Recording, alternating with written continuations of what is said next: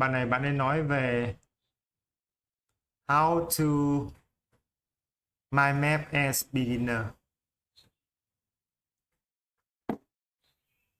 Trong quá trình học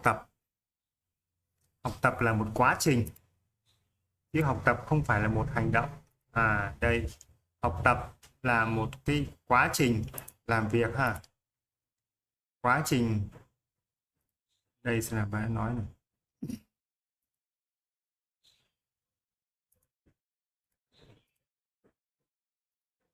The first thing is that you have to trust your brain. What does that mean?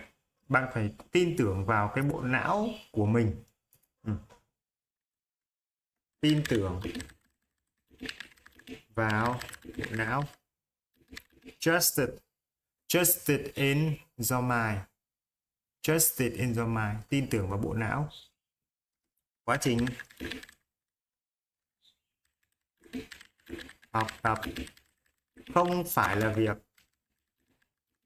là việc nghe và viết lại.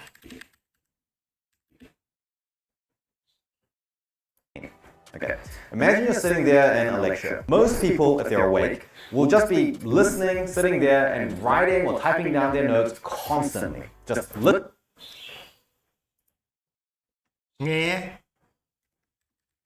nghe thầy giảng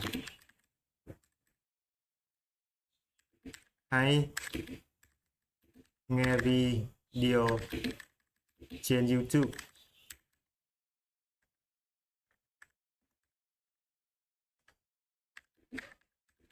Sau đó viết lại, không thiếu một từ thì cũng không phải là học. Nó không phải là học listening and writing it down straight away like a human photocopier. And if that's you, then you're really going to struggle to learn more efficiently. And I'll explain why in a sec, but first, here's a question for you. If you write notes constantly while you're consuming new information, why do you do that? Why don't you just list?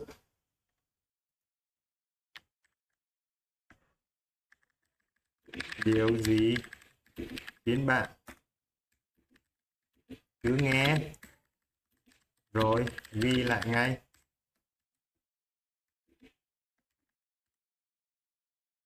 Bạn nghĩ đó là học? Bạn sợ sẽ quên điều đó? Bạn không tin tưởng vào bộ não. Listen to it first, piece it all together, think about it, synthesize it, and then output it in a nicely formatted, organized set of notes. The answer is that number one, you probably don't know how, and that seems really overwhelming. And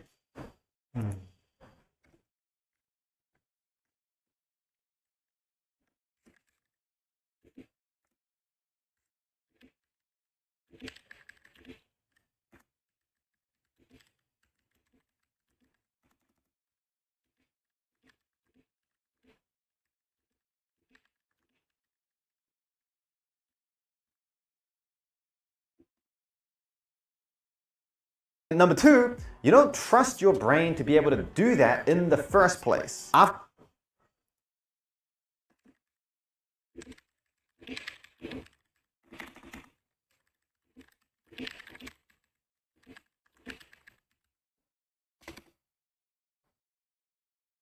all, you've never been able to do that before, and you might think that your memory is like a sieve. So there's no reason to believe that your brain could hold on to all of that information, put it all together nicely, and then write a set of notes right at the end. But this is a self-fulfilling prophecy, and it's not a good prophecy. The prophecy says you are going to struggle to learn forever. Because I want you to think about how learning actually works.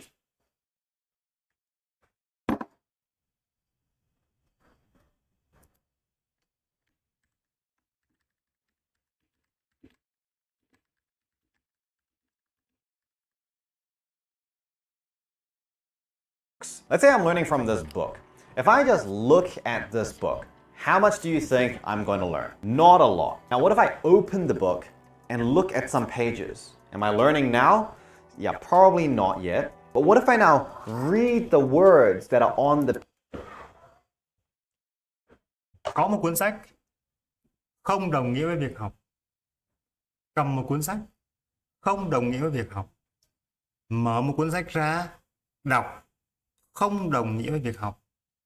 page? Am I learning now? Yeah, a little bit more than before. Okay, what if I now read the words, think about them, ask myself some questions, and then go back to try to answer those questions, flicking back and forth within the book to answer that, and then Đọc nó,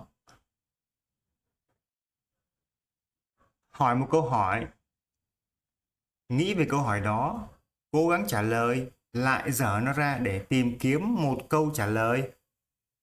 May ra thì đó giống như việc học hơn.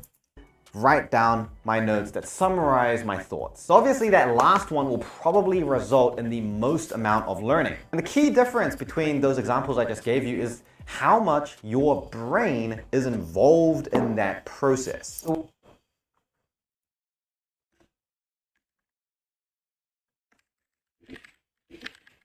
Bộ não của bạn tham gia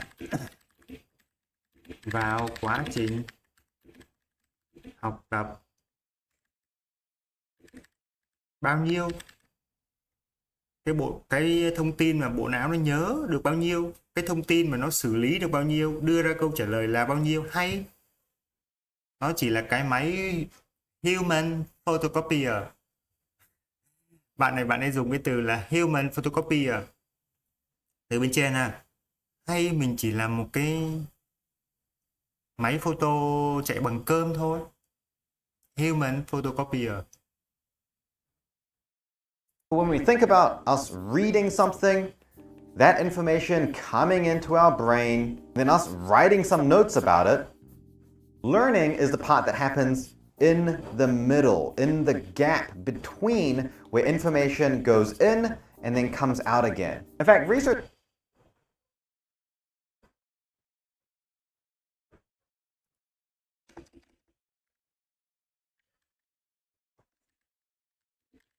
Việc học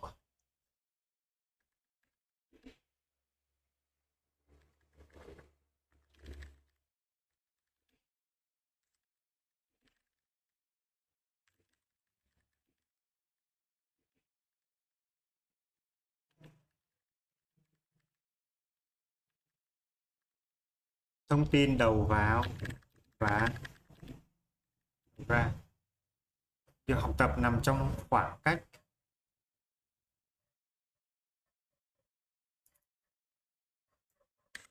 giữa việc tiếp nhận thông tin và đưa ra thông tin. Đó là xử lý.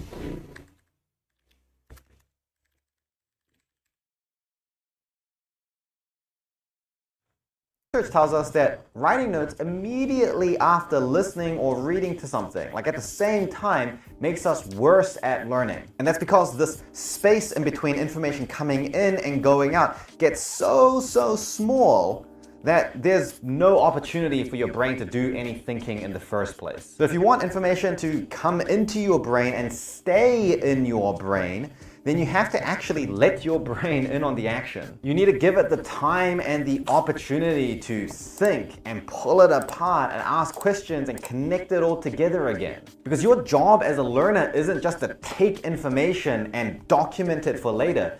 Your job as a learner is to take in information so that your Đó là lý do vì sao mà người xưa học giỏi ha. Người xưa người ta không có những thiết bị ghi nhớ, thậm chí không có chữ viết.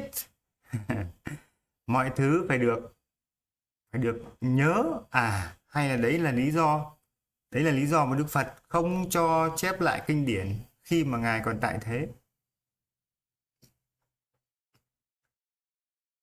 Hay tại sao mà Đức Phật lại không có ghi lại kinh điển, không có cho ghi lại, mọi người đều chỉ học thuộc thôi, đều phải đưa vào bộ não để xử lý, đều phải học tập theo cách đó, ít ghi lại thôi, không ghi lại luôn. Quá trình học tập nó như thế chứ, hay nhỉ. Chết cha.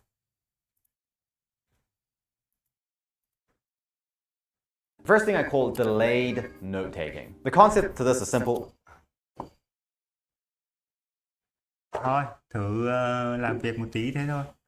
Mình cứ phải nhìn lên, bởi vì có hai cái màn hình bên trên mới đang, chương trình nó đang ghi ở trên, cứ phải nhìn lên thôi. Còn cái màn hình thứ hai này là cái màn hình khi mà làm việc, mình học tập mình mới làm ở đây, mình cần ghi chú kinh ghi ở đây. Còn đang ghi màn hình bằng cái màn hình trên nên cứ phải nhìn lên trên, nó hơi buồn cười ha.